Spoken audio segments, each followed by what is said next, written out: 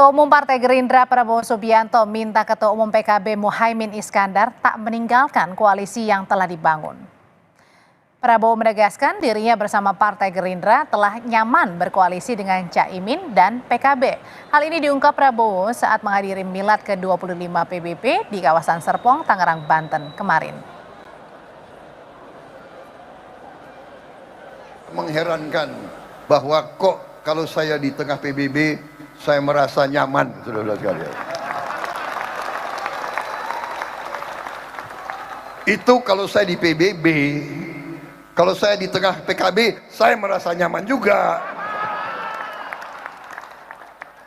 Gus, jangan kemana-mana Gus.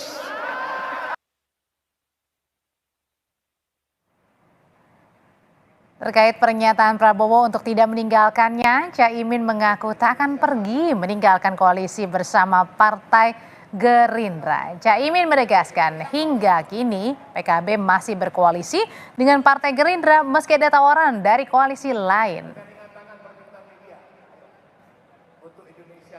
Saya nggak kemana-mana, saya masih sama Prabowo.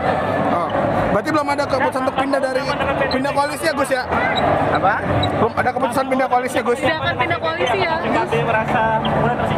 Oh, nyaman juga. Saya juga nyaman kok dengan PBB. Sebelah kiri Pak, sebelah kiri Pak. Kayak soal cawapres Pak, enggak? Nggak apa-apa soal cawapres Pak. Proses, tunggu waktu yang tepat.